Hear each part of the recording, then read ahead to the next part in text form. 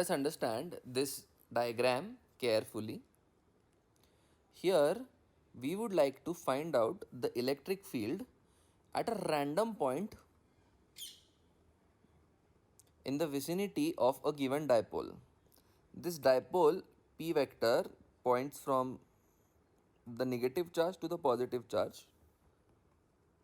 The minus q charge is kept towards the left and plus q charge is kept towards the right. So the dipole moment points from the negative charge to the positive charge as shown over here.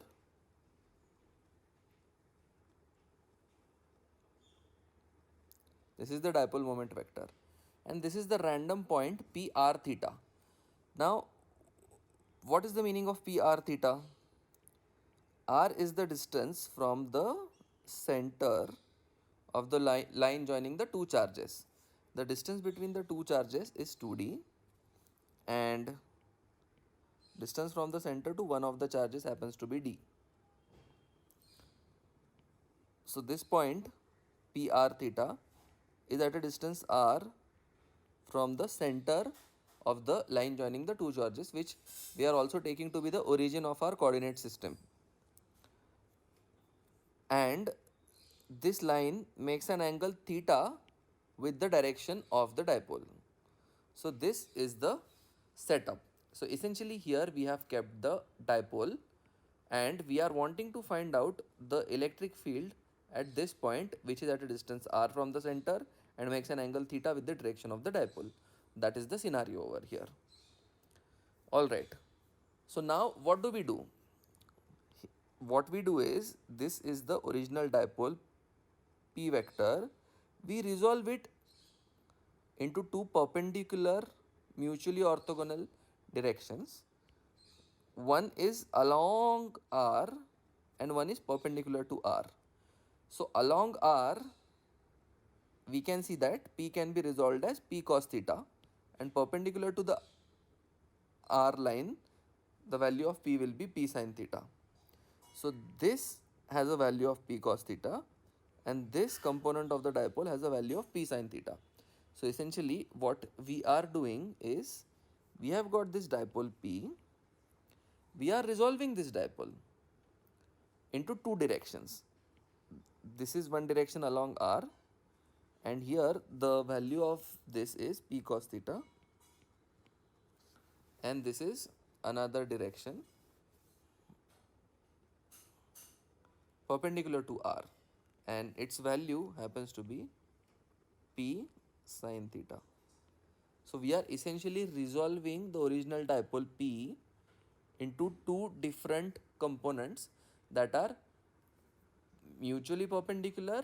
One component is along the r line and one component is perpendicular to the r line. Now why did we do that? We did it because for this particular component the point P lies on its axis and we already know the expression for the axial electric field and that will be ER. For this particular component the point P lies along its equator and we also know the expression for the electric field along the equator. So here using this logic we can clearly write down ER to be equal to K times 2P cos theta. We are bothered about magnitude over here and we are going to assume that the point PR theta is sufficiently further away. So it's 2P cos theta divided by R cube. So we are going to take the electric field for further away points. That's why ER we know is K times 2P cos theta divided by R cube. And similarly, we can write down the value of E theta. E theta is going to be equal to K times, again bothering only about the magnitude, P sin theta divided by R cube. And the total electric field E is essentially nothing but the vector addition of ER and E theta. So if we just analyze this particular vector diagram, ER and E theta are going to add together to form the total electric field E.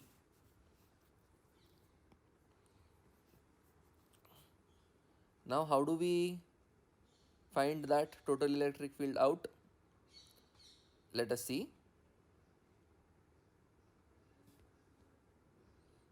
The total electric field E in magnitude, let us say, is nothing but a root over ER square plus E theta square. Therefore, E will be equal to root over K 2p cos theta square divided by r cube square, that is r raised to 6, plus K p sin theta square upon r cube square, again that is r raised to 6. So this is what we get. Now what we can do over here is, we can take, okay, K will also be squared obviously. We can take K square p square upon r raised to 6, and we'll be left with 4 cos square theta plus sin square theta under the root sign.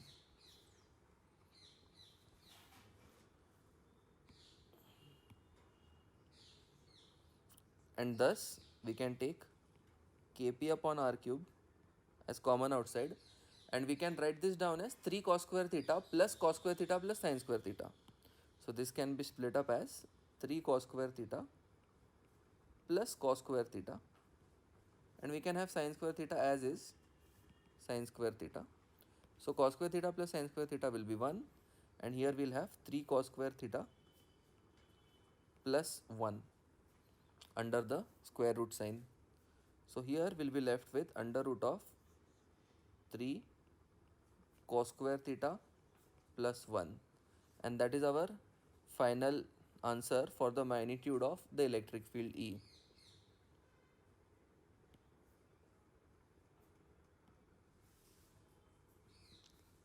Let us box this result.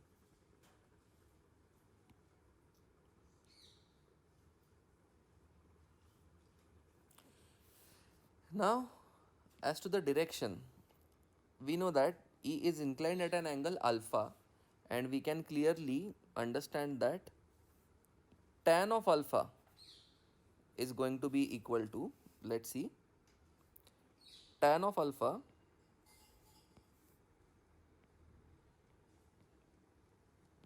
is going to be equal to E theta divided by ER from the diagram and from the laws of vector addition.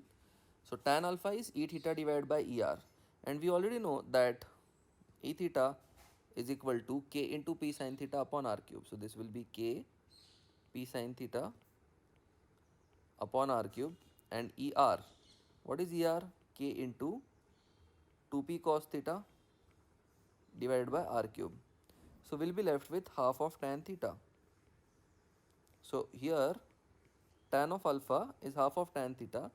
That implies alpha is equal to tan inverse of half of tan theta, or arctan of half of tan theta, and thus we also have the angle, and thus we have the net electric field E at an arbitrary point in the vicinity of a given dipole.